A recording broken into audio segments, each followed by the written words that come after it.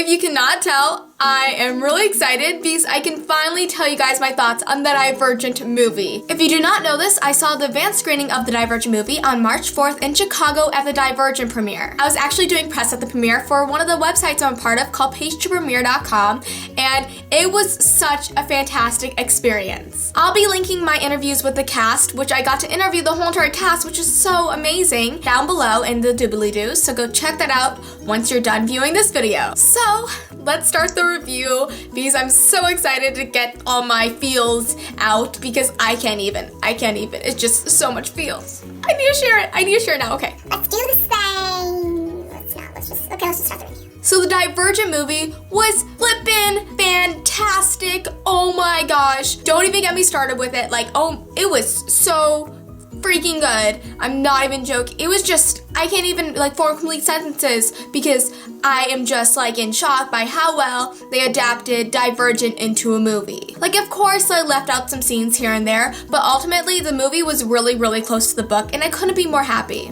If you do not know this, I'm actually an extra in the movie, so my opinion may be biased at some points, but you know what? Deal with it. Because this movie, honestly, even if I wasn't an extra in it, even if I was not on the set and whatnot of Divergent and seeing it actually being made, I think that I would have still loved it as much as I do now because this movie definitely deserves the hype it's been getting about it because the hype of this movie is really up there with Catching Fire and everything, so everybody has a lot of expectations for it, and the expectations are right because they live up to them. This movie lives up to the expectations that were put out there for it, and it was just amazing, guys. So the whole entire night that I actually saw Divergent, I think that it didn't really click in my mind that I was going to be seeing the movie because I just got to interview the cast, the people that are starring in the movie, and author Veronica Roth. I was just really on this fangirl high, and all of a sudden I'm in the movie theater, sitting down, about to watch the movie, and I was like, wait, movie now? And then all of a sudden it starts, and I was not mentally prepared for seeing this movie come to life, but then I was. But then I definitely was once the first scene of Tris getting her hair cut goes onto the screen. That was exactly like the book. That's where the book started, that's where the movie started, and that's what it should be like. Every movie should start off with the first scene that's in the book, and that's what Divergent did, and that just pulled me in from the start. Oh my gosh. So the movie did move pretty fast in the beginning because they needed to move fast because it's a movie. You can't have every single scene in the movie that is in the book. That just doesn't work out that way. Okay, so a little side note, I'm actually seen in the movie, I'm on the screen. You can see my face, obviously. And right before the choosing ceremony, when they put the camera on the Amity, not when they're in the choosing ceremony, but before that, I'm right there. I'm the redhead with the fiery red hair smiling, and I'm right there. What? Yes! That was so exciting for me to see because I actually made it into the movie and I did not expect that at all. The only reason I tried out to be an extra was so I could see the movie come to life. And knowing that I'm actually in this movie, seen on screen, that's just amazing and crazy all at the same time. So surreal to see yourself on the screen. It's so cool and just amazing. So honestly, the choosing ceremony scene was really deep and really emotional in a way because you could definitely see the choice that Tris has to make on her face after she got her test results back that she was Divergent. And she's like, I don't know what this means. I don't know what's gonna happen to me. And you can really see all those emotions play out on her face. And it's really cool because I remember the scene being filmed when I was there as an extra, so it's really cool seeing it actually be put on the screen and being oh, all those countless days and hours of sitting in a hot room full of 600 people actually paid off and made an amazing scene, and it was definitely worth it. And then of course the movie slides into the scene where Tris is on the train tracks about to take the first jump into the train where she meets Christina, and that was so cool seeing the two best friends of the gang, Christina and Tris, actually meet for the first time ever. Just so cute because I'm oh, they're best friends, but then stuff happens between them that's not good, something at the end of the books that's oh, she kind of shot her boyfriend in the head. So then after the choosing ceremony, everything is crazy because Tris is finally going to Dauntless, and the feels, guys, the feels. Oh my gosh, when Tris was about to go jump into the pit, they're oh, first jumper Tris, and I'm oh my god, they have that in the movie. They have the first jumper Tris in the movie. That's yes! And then when she jumps into the pit, I would be so scared to jump into that pit. Good job for Tris for jumping verse. Like, I couldn't. I would be like the last jumper Sasha. And then when she gets out of the net, like she falls into it, then she gets out, and 4 is right there. Theo frickin' James. Oh, he is so attractive, and he has like the total essence of 4, just like coming off of him, and I love it. Honestly, 4 was really harsh at the beginning of this movie, just like really harsh. Now I'm not sure if I remember that in the book, like him being that harsh, but I'm okay with it. It just shows his character development in the movie. The whole entire set design of the Dauntless compound was just so cool. Like, they really got it down. That's how I pictured the Dauntless compound. I was worried that they're gonna make it in a high-rise building. It wasn't gonna be underground in caves, but they made it underground in caves. Like, good job, set designers. Like, I'm so happy they did that. Okay, I loved how they had the scene where Tris has the hamburger and she's like, oh, I've never had a hamburger before. And then somebody else decides like, oh, because stiffs eat really plain food. It's like, that's gonna be more true. And I love how they had that scene in there because that's like the little scene in the books that I remember. Like, it just stuck with me because it just shows how different the Dauntless is from Abnegation. That's just one of the many differences that they have. I was laughing so hard when the initiates were shown their room. They're like, oh, it's girls and boys, and the boys are like, yeah, and then all of a sudden they're like, wait, then it's like, wait until you see the bathroom. Like, what bathroom? That's not even a bathroom. That's disgusting. Like, everybody's gonna see you do your business. Like, that's a little bit ew. But it's so funny because that's how the Dauntless roll. They're just like, I don't give a crap. I don't care if you see me do my business. Well, I would really care. This is just another reason why I would not fit in the Dauntless compound. Oh my gosh, when we got to the scenes where they actually fought each other, cringe-worthy. Like, not like in a cringe like, ooh, does it really have that scene in there? But like cringe like, ouch, ew, like that's really realistic and it was so awesome. I'm so happy that they showed Tris as the weaker end of the initiates because that's what she was at the beginning of the book, and I'm glad they did not flower her whole entire being because she is very weak and she needs to sort of build on herself, build her strength up mentally and physically, and they really showed that and portrayed it in the movie so well. I am just so happy that Shailene is playing Tris because she really captures Tris and portrays her to an amazing extent, and I'm really happy that she was chosen to play Tris just because she really does Tris justice. Honestly, she really shows how Tris is weak at the beginning and shows her character development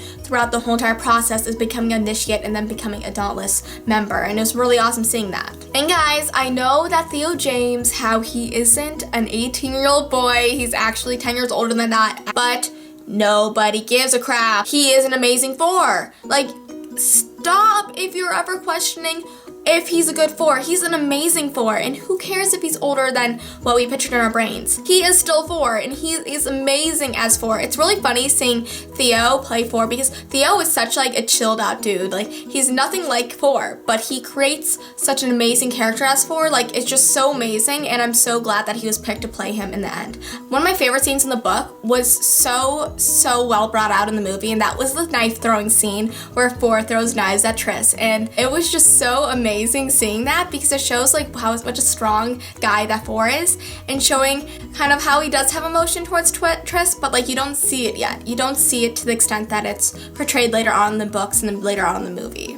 I love how she took, was it Will or Al's spot on it? Because I honestly forget. They look alike, guys. Will and Al kind of look alike to me in the movie. I don't know why, but whatever. Either or, she took one of their spots in front of the knife throwing board, and oh my gosh, what an awesome move for Tris to do. Like, I remember that distinctly in the books, and just seeing it brought out in the movie was just so great because they did a really good job doing it. It really just shows how 4, he is such a strong character, and so is Tris, and they really just like equal each other out and really trust each other in a way. Like, Tris trusted 4, and that's really the first scene that you see that actually happening in, and it was so amazing seeing that being put out on the screen. I loved it. Can we talk about the capture the flag scene in the movie?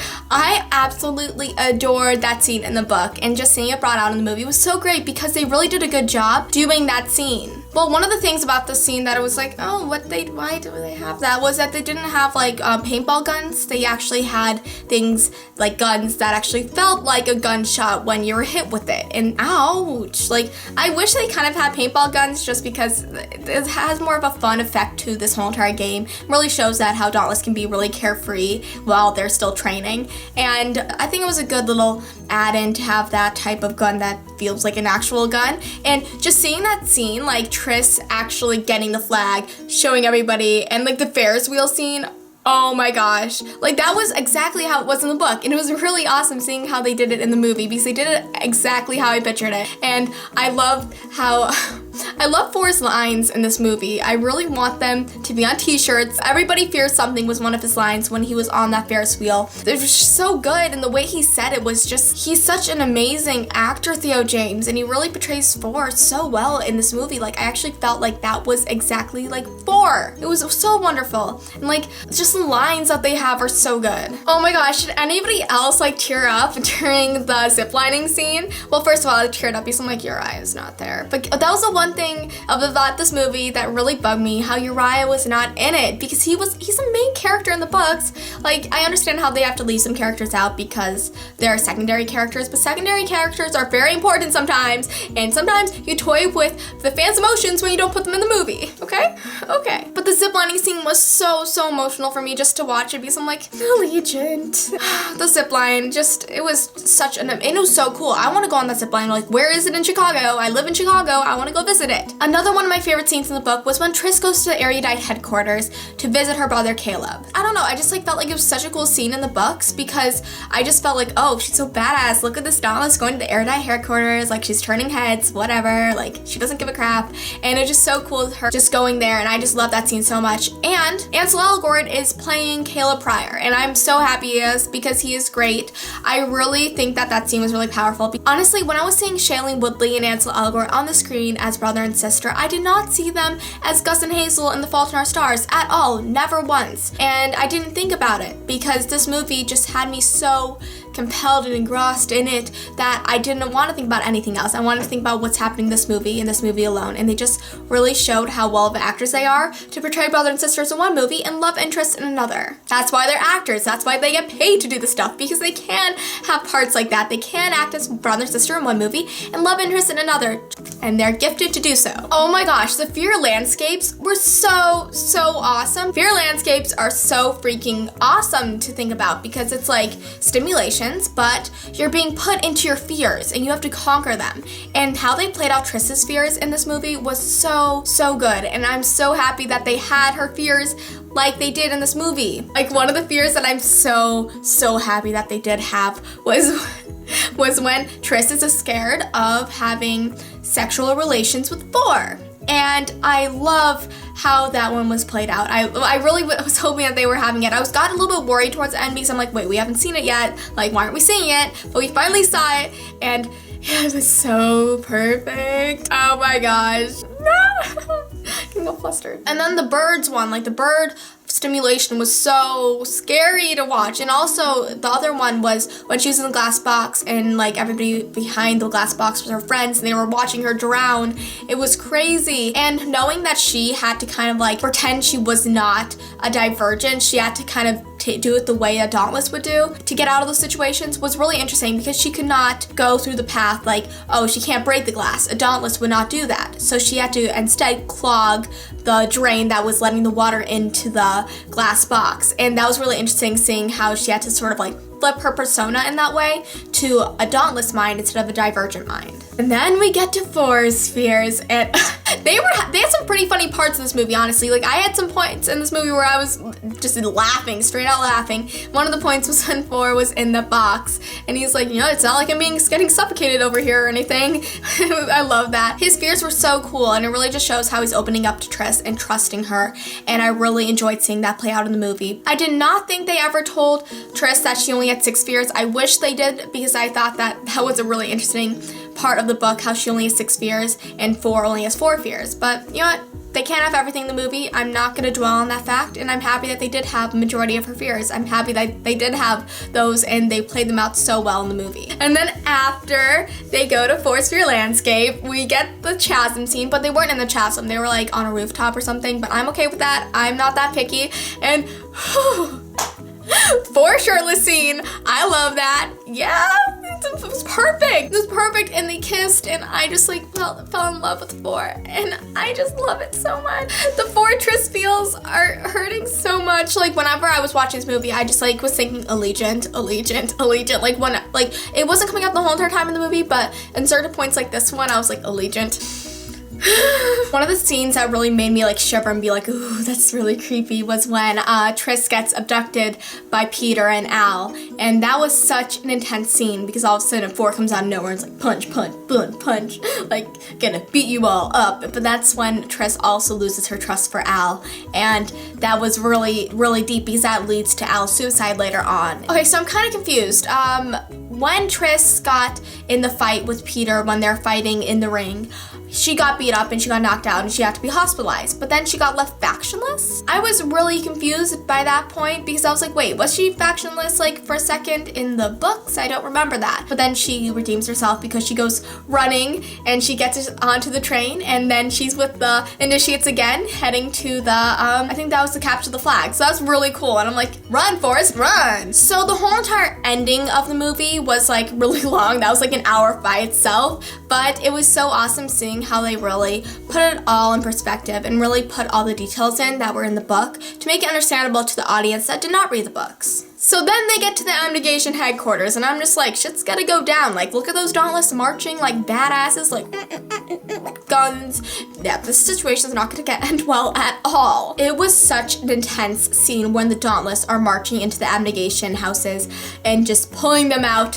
from their houses and putting them all in lines about to shoot them. And it was just so crazy and just so emotion filled, and I was not ready for that. It was just so intense, and oh my gosh. It was so intense when like Eric was about to shoot 4 in the forehead because he's like, oh, well, you're under simulation, so I can shoot you and you won't do anything about it. So he like puts his gun up to 4's head, and all of a sudden like Tris is like, no way in hell am I gonna let you shoot 4. So she's like, pulls out her gun, and then all of a sudden it's like a gun head battle thingy, and it's crazy, and oh my gosh, that's when they get caught, 4 and Tris. Then all of a sudden they're brought into the house where Janine is, and I'm like, Janine, nobody likes you. I hate you, Janine. She's so evil. She's so evil and proper and with really nice hair. Oh my gosh, when they go and take 4 away and then they give Tris to the shooting squad, like I'm like, oh my god, this is so intense. Like I know what's gonna happen, but still, it's so intense. And all of a sudden Tris's mom comes out of nowhere like, pew pew pew, I'm gonna kill you all, pew pew, I'm Dauntless, pew pew. That was so cool. But then of course, when Tris and her mom are about to get to the little hideout where all the other Abnegation people are,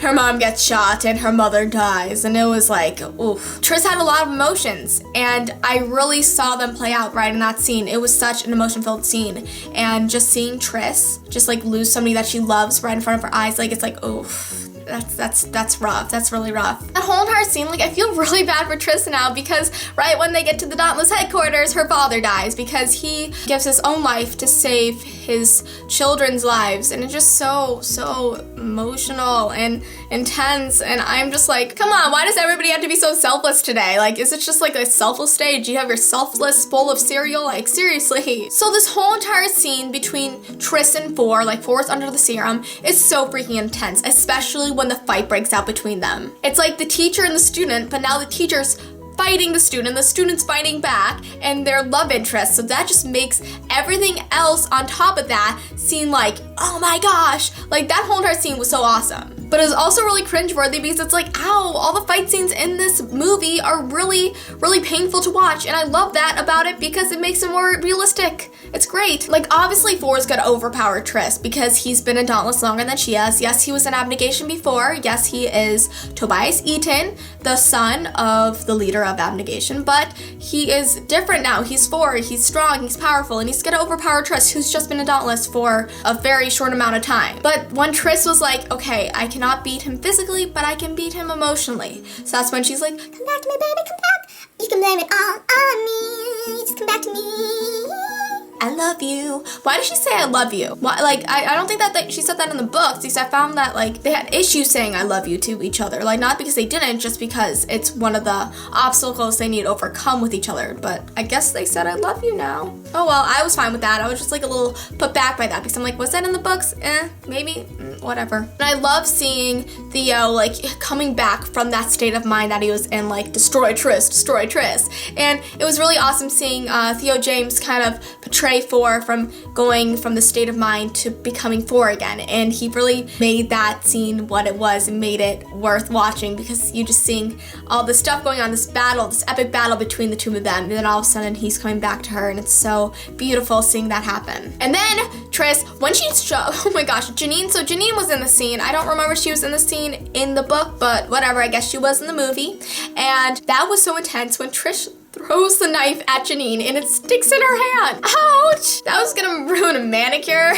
That was like painful to watch. And the ending of this movie, like, it's just Caleb, Thor, and Tris, and they're heading to the Amity compound. And it's just so sad because Tris, like, she just like is reflecting on everything that just happened, because so many things happened since the start of the movie. Like, her whole entire family technically just died except Caleb, and you know Caleb, guys, if you read the next few books, he's like hardly family. Faction before blood. Just seeing Tris reflect on everything that just happened was just so emotional. But 4, he was there for her. 4 is there when she is going through all this emotional turmoil, and that just really made up for everything. And just knowing that she did lose 2 family members that day, but she did gain 1, and that was 4. And that was just so beautiful. So if you guys can tell, I really love this movie. I don't think I have anything really negative to say about it. Like, I'm thinking back and I don't see anything that was really significantly wrong with it. There's no big plot twist that they had in the movie that wasn't in the book. It was really well thought out. This movie was exceptional, and I'm so happy they adapted it into a film, because it's definitely going to be up there with Hunger Games. I don't doubt it. It's going to break the box office. I hope it does, because I am not going to sit through another movie that's out of a book that I love, and it's not going to be made into another movie. I'm done with that. I'm done. I'm so done with that stuff. So thank you guys for watching my Divergent movie review. I hope you enjoyed the movie as much as I did, because I sure loved it. Tell me your thoughts on the movie in the comment box below, because I would love to know what your thoughts were. I give the Divergent movie a 9 out of 10. It was just an amazing movie, and I highly recommend it to anybody who wants to watch it. So thank you guys for watching my Divergent review. I hope you enjoyed it. Thanks for watching, guys, and I'll see you next time. Bye!